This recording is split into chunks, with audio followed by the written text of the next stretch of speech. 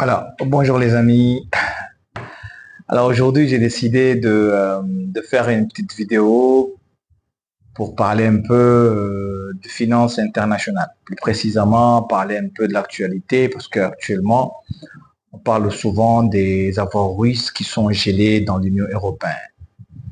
Donc, ça se dit très souvent à la télé, comme quoi l'Union européenne s'apprête à confisquer des avoirs russes qui sont gelés en Europe. Donc, j'ai décidé de faire une petite vidéo pour vous expliquer les difficultés que peuvent rencontrer l'Union européenne si il veut confisquer ses avoirs.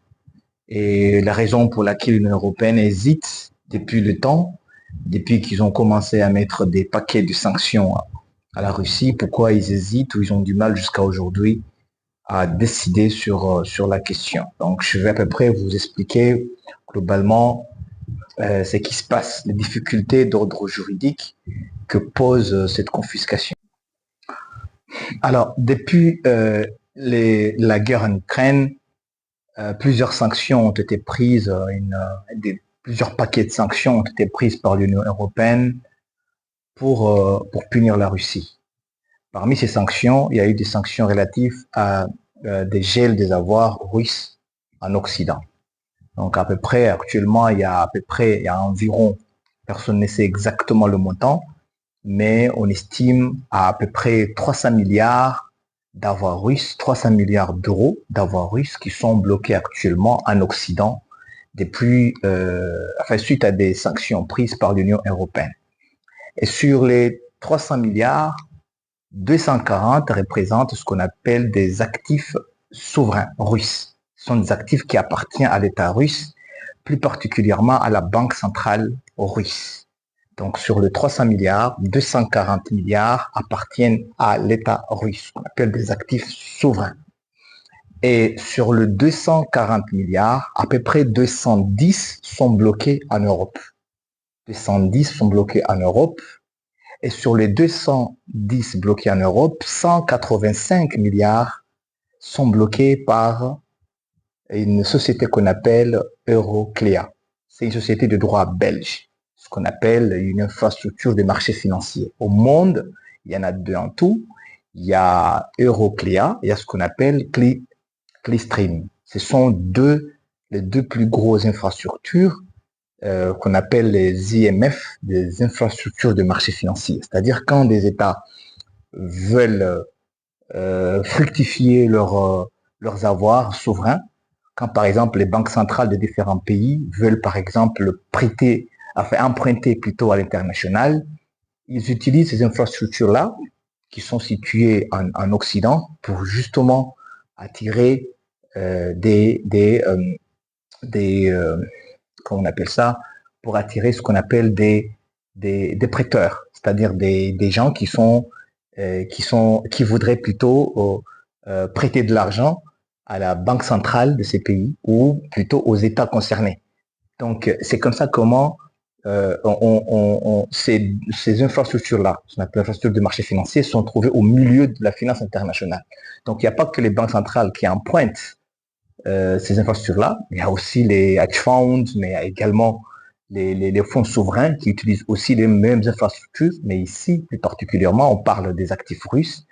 Donc, les actifs russes en question, ce sont des actifs qui appartiennent spécialement, parce que la majorité appartiennent à la Banque centrale russe, qui sont bloqués entre les mains de cette société belge qu'on appelle Euroclear et qui, au fait, sont jusqu'à maintenant, cette société se retrouve aujourd'hui dépositaire de ces actifs russes et c'est cela qui les a bloqués sur instruction de l'Union européenne. Alors, répondons maintenant à la question principale qui nous préoccupe ici en tout cas. Alors, pour quelles raisons l'Union européenne jusqu'à aujourd'hui hésite à confisquer et exproprier la Russie? C'est-à-dire, quelles sont les raisons juridiques qui empêche aujourd'hui l'Union européenne, ou en tout cas qui fait hésiter l'Union européenne par rapport à son idée de vouloir confisquer les avoirs russes et financer les efforts de guerre de l'Ukraine. Alors, 4 obstacles majeurs sont aujourd'hui, font obstacle. Quatre raisons majeures font obstacle aujourd'hui à la confiscation de ces avoirs. Alors, le premier obstacle vient plutôt d'une convention bilatérale qui date de 1989, qui lie jusqu'à aujourd'hui la Belgique et le Luxembourg d'une part à l'URSS de l'époque.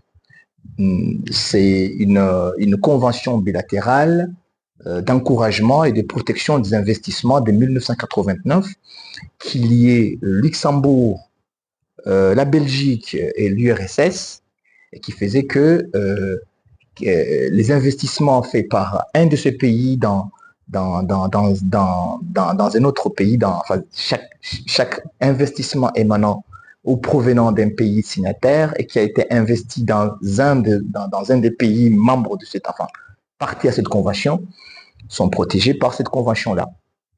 Donc, bien sûr, à l'époque, c'était l'URSS, mais la Russie a hérité de tous les engagements internationaux pris par l'URSS à l'époque. Ce qui fait que cette convention, elle est applicable aujourd'hui à la Russie. Donc, c'est une convention qui date de 1989 et qui est jusqu'à aujourd'hui en vigueur.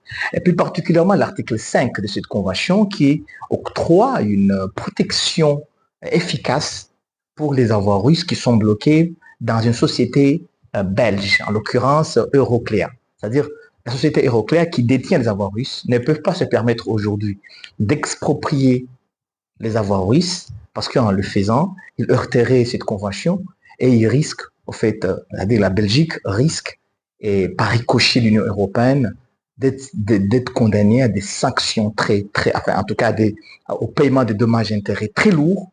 Et c'est la raison pour laquelle l'Union européenne hésite, la Belgique elle-même hésite à franchir le pas, à accepter à ce que ces avoirs puissent être confisqués. Et d'ailleurs, on nous a dit récemment que même la société Euroclear a menacé l'État belge, également l'Union européenne, que s'ils franchissent le pas, s'ils décident de confisquer, eux-mêmes intenteront une action contre l'État belge. C'est-à-dire une société belge va s'attaquer à l'État belge parce qu'ils savent très bien que derrière, les Russes peuvent rebondir peuvent sauter sur l'occasion pour justement déclencher les mécanismes des règlements de litige.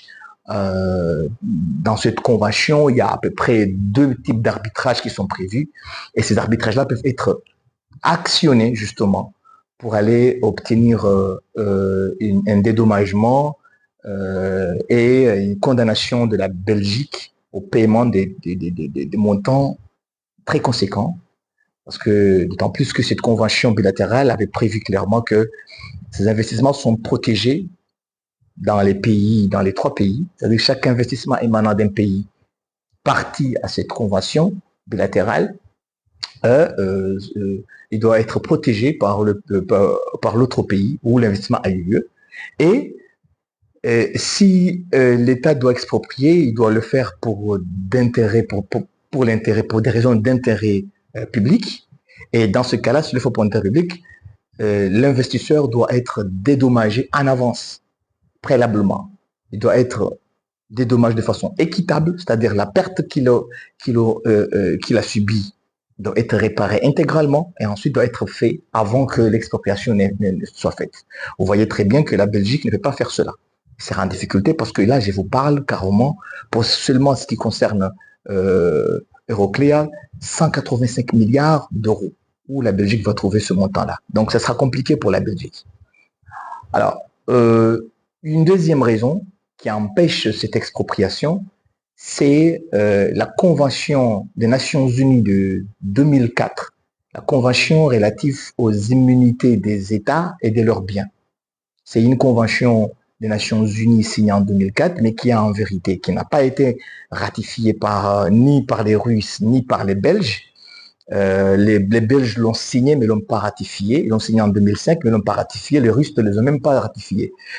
Mais le problème, c'est que cette convention-là, les dispositions que contient cette convention ont déjà valeur coutumière. Ce qui veut dire que les dispositions de cette convention, elles sont applicables. Plus précisément, pour ces pays-là, même s'ils ne les ont pas signés, mais ayant valeur coutumière, elles s'imposent à tous les États à titre de coutume internationale. Donc là, En l'occurrence, l'article 21, qui est l'article qui protège de façon très claire les banques centrales, y figure et c'est une disposition qui octroie une protection large pour les avoirs russes qui sont bloqués par la société belge Euroclear. Et la troisième raison constitue aussi un obstacle majeur pour l'idée d'exproprier les Russes, en tout cas de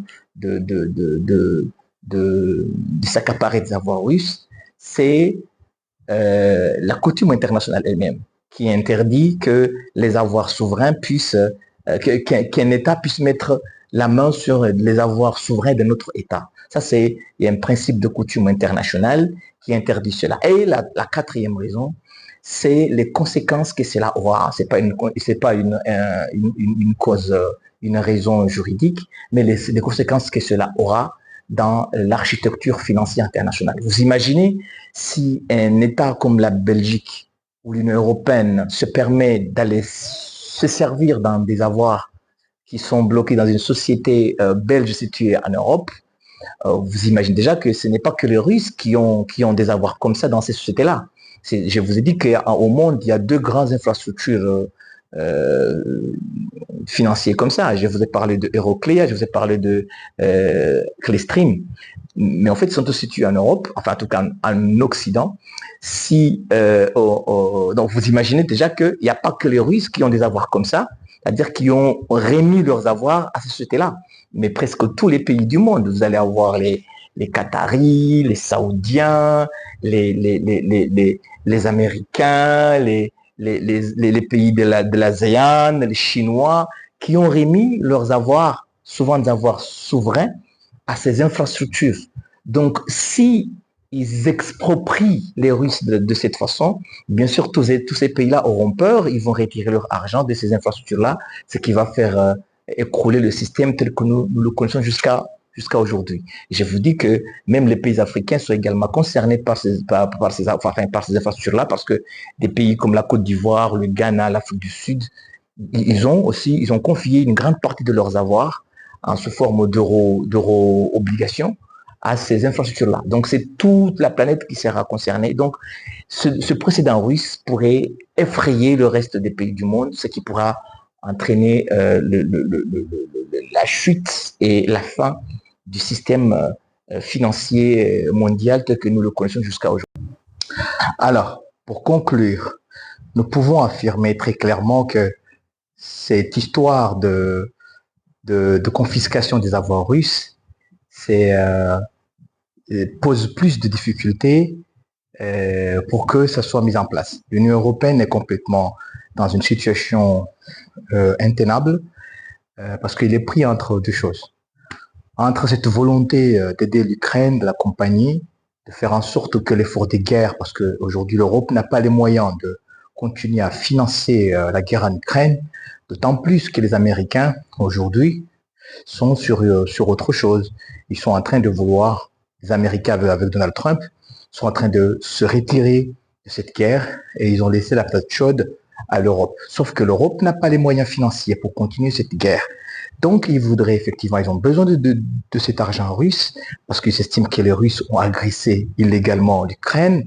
Donc, ils veulent prendre cet argent-là pour pouvoir continuer à financer l'effort de guerre des Ukrainiens.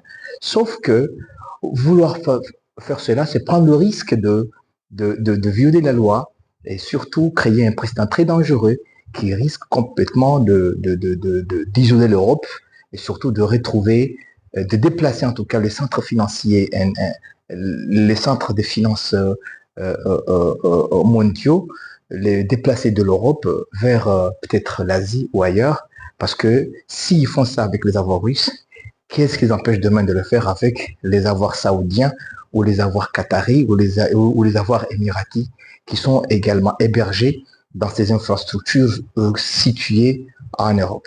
Voilà la raison pour laquelle l'Europe a dos au mur sur cette histoire et il ne sait pas encore vers qui ou vers quoi se tourner pour régler ce problème. Et à la prochaine.